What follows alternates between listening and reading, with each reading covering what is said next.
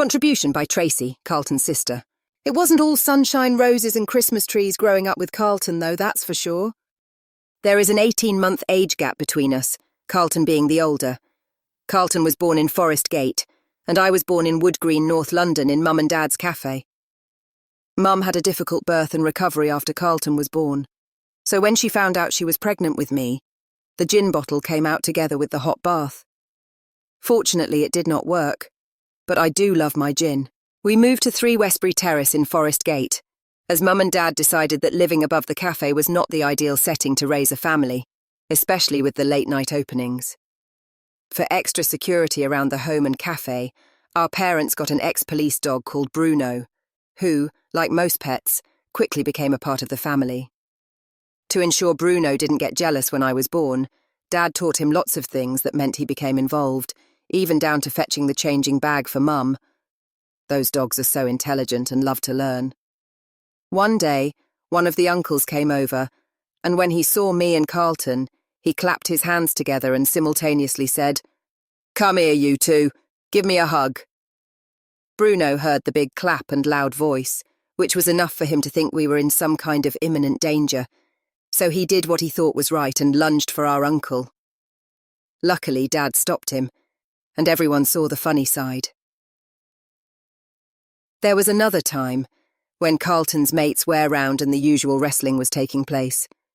Bruno growled and started tugging at one kid's clothes to pull him off of me. Again, I guess he was just doing his job. But shortly after that, Dad said that he was giving Bruno to the RAF to be on the safe side. As an adult, I'm now a bit dubious of that story, but I'm going to go with Dad's version. We loved growing up in Westbury Terrace. Mum and Dad got to know all the neighbours well, and we spent many holidays and Christmases with our neighbours and their kids, the 3 main families being the Holmes, Heimowitz and Gunners. To this day, we still keep in contact with them, especially Martin and Ira Heimowitz and their daughter Mia, all of whom are like extended family.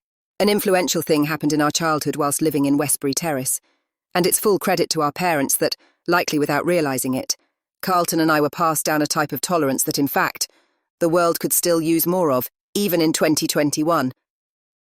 We're considering the 1960s here, and the first black family moved into the street, next door to us to be precise. But unlike others, our parents welcomed them like any other family they'd ever met. The family were absolutely wonderful people, who we ended up spending a lot of time with over the years, and I even used to watch over their younger children whilst their mum popped to the shop sometimes. We used to exchange Christmas presents between our families, and one year, they bought Carlton a camera, but I don't mean a plastic, kid's toy camera. This was a real one, which must have cost a pretty penny in those days. It wasn't all sunshine, roses and Christmas trees growing up with Carlton, though, that's for sure. Actually, it was rather difficult at times, and as the reader may have established by now, it could be referred to as unconventional, to put it mildly. But I can say with absolute surety that I would not change one day of my life with him. It may sound cruel to some, that Carlton would make me have fights with him almost every day when we were children, but it made me tough and unafraid of getting hurt, though I still did try to avoid fighting or confrontation with my peers through school, because I didn't feel the need or desire to fight or prove myself in any way. Everyone at my secondary school thought I was the quite studious one. Little did they know who my brother was, never mind who he was to become, and that I could actually look after myself. Even though I avoided scraps at all costs, and without consciously realising it at the time, Carlton had actually helped to give me self-confidence and inner strength, which is useful in many situations, not just against threat of physical violence. Our dad was always hard-working, having a regular job by day, and then doing private work in the evenings for extra cash. Mum went back to work once Carlton and I were both in junior school, and for a while I had a childminder, until one day there was an incident involving my getting lost, then found and taken in by a stranger. That saw the end of the childminder's role, as our parents decided I would be safer on my own with Carlton, thus he and I ended up being latchkey kids.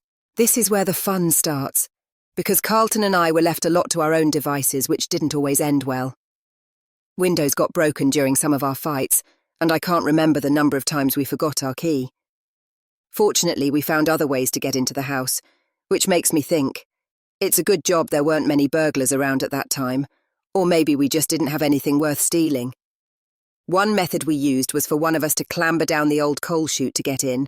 Another was to climb over a neighbour's wall, through their garden into ours, and between the two of us we would find some way of getting a window open to climb through. Although Carlton was always taunting, fighting, or pestering me as we were growing up, he was also very protective as well. I remember when I was in our junior school playground and standing against the railings watching the kids play football, when the ball came over in my direction, a kid shouted at me to kick it back, and not liking the way he spoke to me, I refused. He came straight over and kicked me hard in the leg, but unbeknown to me or the nasty kid, Carlton had seen the whole thing unfold and was storming over. Through my eyes as a child, it seemed to me as if my brother lifted this child far off of the ground with ease and threw him halfway across the playground floor. Maybe in reality it wasn't so dramatic, but what I do remember accurately is that I was so scared we would be in terrible trouble that I did a runner. Anyway, I was grateful to my bigger brother for being there for me. Carlton had a very mischievous streak which didn't always end well for me. For example, one day I was lying on the sofa with my eyes shut, and Carlton decided to get our cat and drop her onto my face. Even though she would never hurt me, her instinct, as she was falling back to solid ground, was to get her claws out, and I ended up with a big cut down my face, which wouldn't stop bleeding for what seemed hours. Then I was left with a faint scar on my face for years after. How we managed to explain that one to Mum and Dad when they got home, I can't remember. Much like the time when we were teenagers, and we had a water fight inside the house. The carpets and walls were soaking wet, but I'm not sure what story we told our parents that time either. It was, of course, great to get my revenge on Carlton whenever I had opportunity, like the time he offered me what he was passing off as a sweet, when in fact it was a laxative. I'd guessed he was up to something and pretended to eat the so-called sweet. Then after allowing a little time to pass, I started to roll around on the floor, clutching my stomach as if I were in pain. This actually worried Carlton immensely, so he rushed over to see if I was okay, at which point I seized the moment and hit him in the nuptials for what he'd tried to do to me. I was making sandwiches for lunch one afternoon when Carlton came into the kitchen and started taunting me. I said something along the lines of, "I could stab you sometimes, Carlton." And with that, a bit of a fight broke out between us, and completely by accident, the knife I'd been holding cut into Carlton. I was horrified, which I think he found rather amusing. Luckily, his injury wasn't bad at all, but could easily have been worse. There were days when I could not cope with Carlton's antics and would beg him to leave me alone, which usually bought me a few days' reprieve before he would go back to his old ways. I know this makes Carlton sound like an awful brother, but he was very caring as well. It wasn't just me in the firing line either. He also liked to torment our cat, but one day she too managed to get her revenge on him. I'm not sure where Mum was, but me, Dad and Carlton were watching a typical Hammer horror film, which we all loved, one night, and it was about cat people. We were coming to the end of the film and the credits were rolling up when a cat came across the screen. Fluffy could not have picked her time better because at the very some moment she decided to attack Carlton's arm, which was draped down the side of his chair. He jumped so high I thought he was going to hit the ceiling, then go after my cat, but fortunately he came to his senses after a few seconds. Otherwise poor Fluffy might have gotten strangled that night. Carlton has always been the clever one in the family, and when I started juniors, he would help me by teaching me simple things like the days of the week, spellings and so on. If ever I felt scared because I thought, for instance, that there was a monster under the bed or someone outside my window, it was always Carlton that I went to for reassurance. Kind and protective though he was, in terms of behaviour, Carlton was pretty bad as a child. But believe me, he ended up paying for any misdemeanours against me later in life. For example, when we were older, with our own kids' mum and dad brought Carlton's girlfriend and Carl's mum round. Remember, at this point in time, Carlton was still living with Denny and my two nieces, Jamie Lee and Jodie. It was a lovely day, and we were all playing around and having lunch in the garden, when Carlton popped in to see his son, Carl. Prior to this, my son, Thomas, had been playing with his gas BB gun in the garden. Carlton was standing talking to Carl when I decided he was going to pay for all the times he had tortured and tormented me, so I did no more than pick up the gun and fired it at Carlton, hitting him in a lovely soft part of his neck. I didn't hang around, but run straight into the house, pushing poor Lynn out of the way. Carlton shouted at Thomas to give him the gun because, as he put it, "I'm going to shoot your fucking mother." Being a good nephew, he gave the gun to his uncle. But luckily for me, even at 12 years old, he was clever enough to remove the cartridge, which saved me from getting shot. I came back eventually, once I knew he had calmed down, but it was well worth it. I could tell so many more stories of life growing up with Carlton as my brother. They'd probably include things like wrestling his mates in our East Ham home, me being locked in the garden, my worldly possessions being chucked out of the window, darts being thrown, or the knife down my back, but I always came off better than Carlton when Mum and Dad waded in. Plus Carlton took a lot of the punishments that should have been aimed at me as well, which was him protecting me as always. Forest Gate was a great place to grow up back then, and we enjoyed a great deal of freedom to play, run around, and generally be kids. One of the neighbours that lived in Westbury Road at the end of Westbury Terrace was a bus driver, and several times he was allowed to use the bus for the whole street to go on a day out to the seaside. I remember vividly that there were sing-songs, fun and laughter all the way to our destination. Those were great days out, and the sort of thing we might now refer to as the good old days.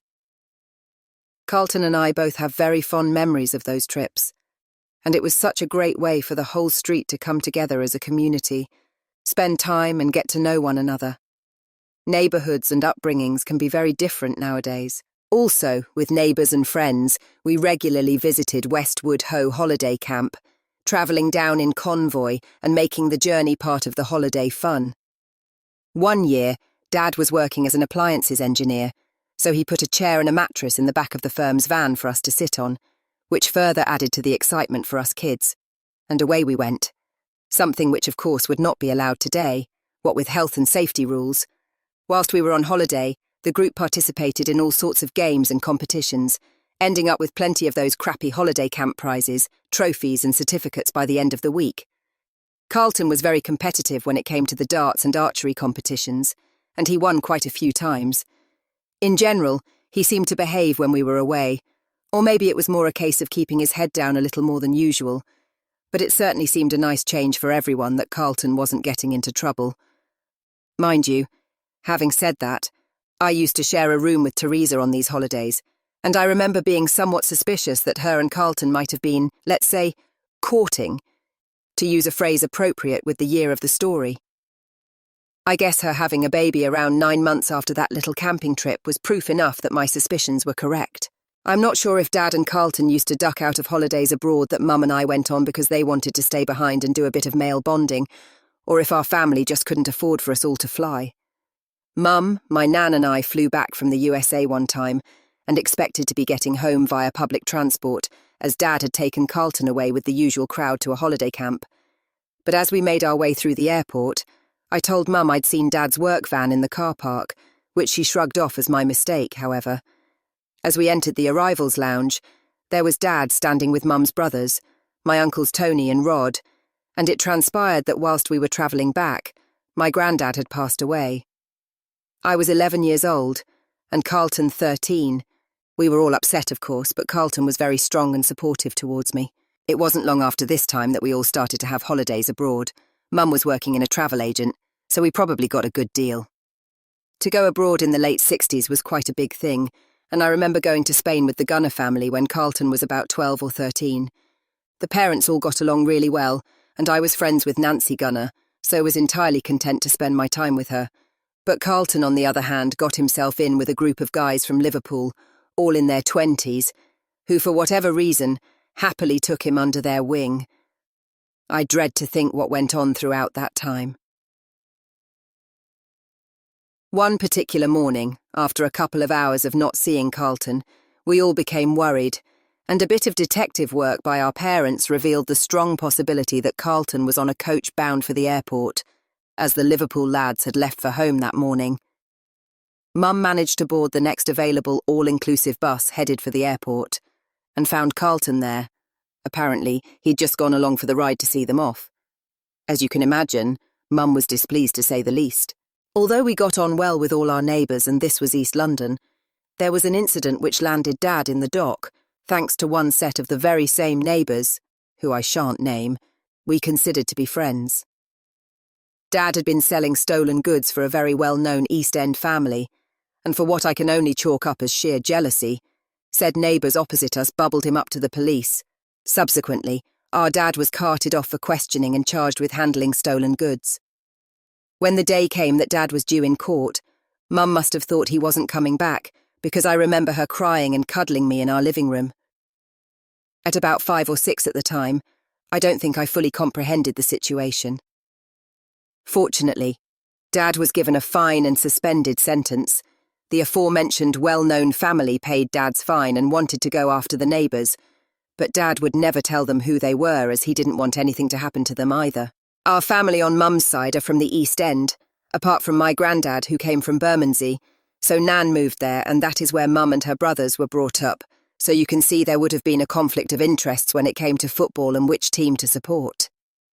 Dad took us to both Millwall and West Ham matches, but both Carlton and I settled on West Ham as our team, which was just as well as we lived off of Green Street and not far from the Boleyn. I think it was the excitement we all felt when West Ham won the FA Cup in 1964, and watching that coach with all the players on the top deck come past our street.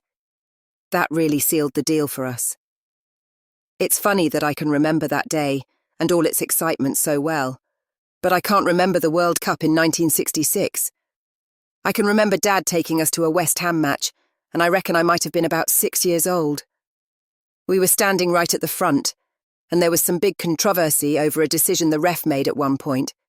Then at the end of the game, Carlton and I tried to join the mass of angry fans in climbing over the wall to get at the referee, but Dad held us both back by the scruff of our necks. Nan and Grandad lived in a big old house on Cathy Street, a basic home with an outside toilet.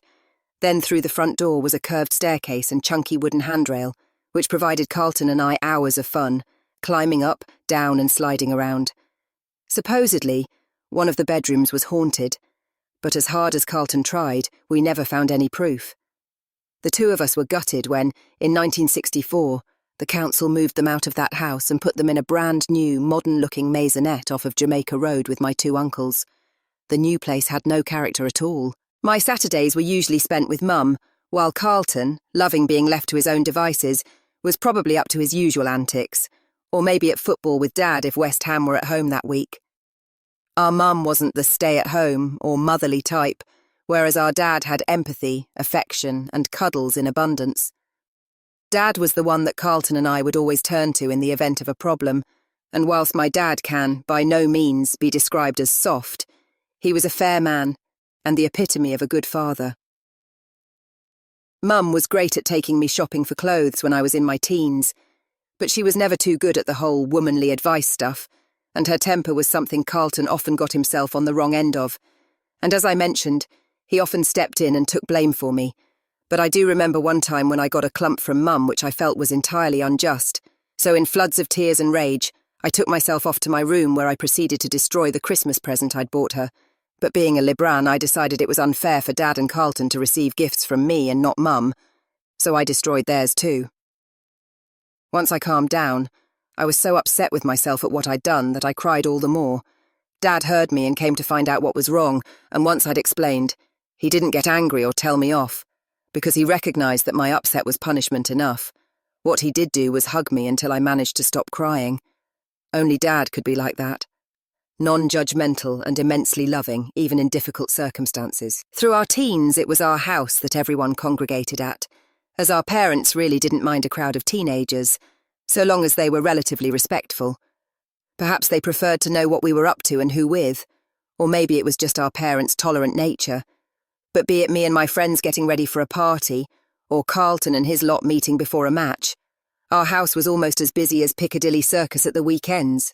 It was during our late teenage years that Carlton and I finally stopped fighting and started to get along better. Then when the time came, we found that we would often frequent the same pubs and clubs as each other, so his friends always looked after me and my girlfriends. For a while, we were living parallel lives. Carlton and I both got married in the same year and moved out of the family home, something Mum found really difficult because not only were her kids around far less, our friends were no longer congregating at their house either, and what was once a lively household must have become oddly quiet.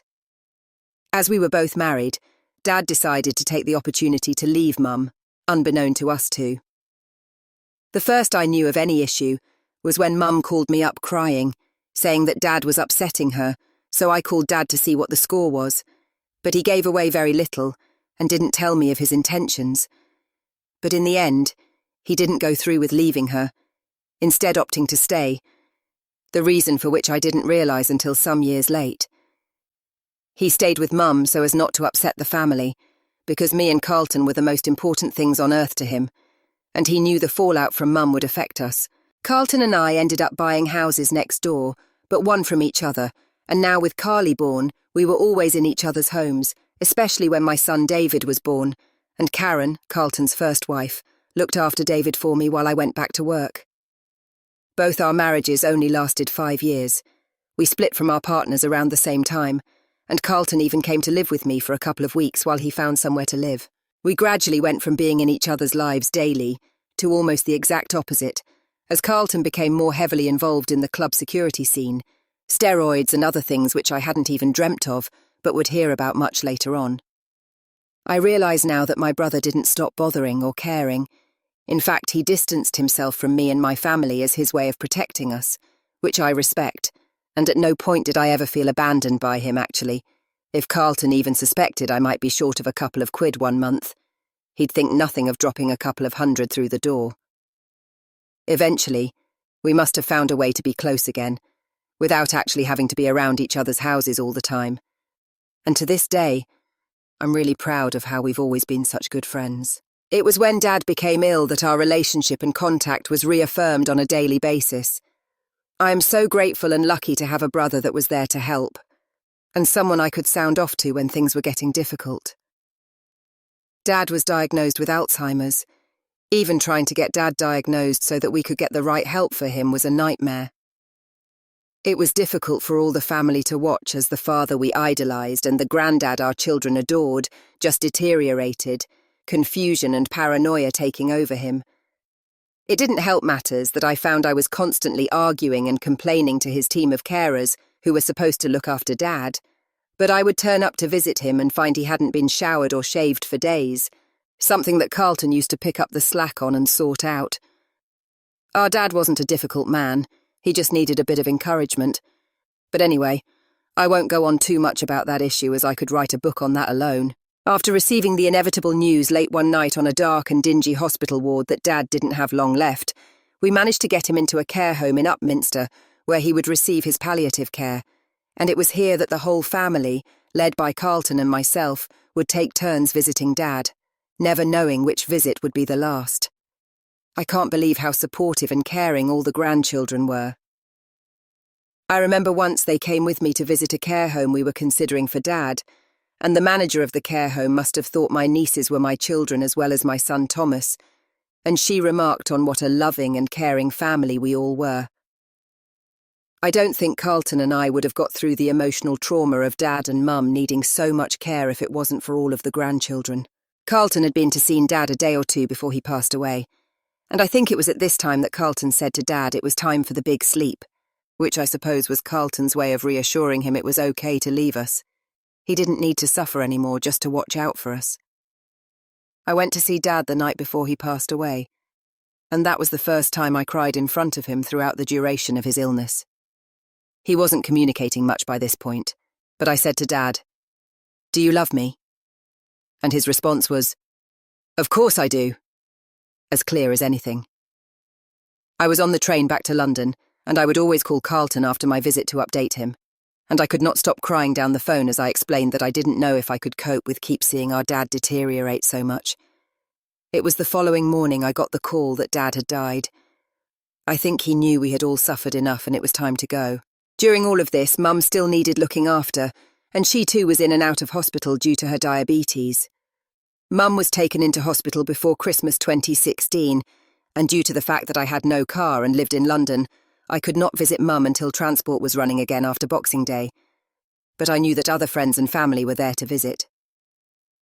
When I arrived at the hospital after a long journey that encompassed engineering works and a rail replacement service, I got an ear bashing from Mum, as it was apparently my fault she was in hospital over Christmas. I walked out of the ward in tears, and as always, the first person I called was Carlton.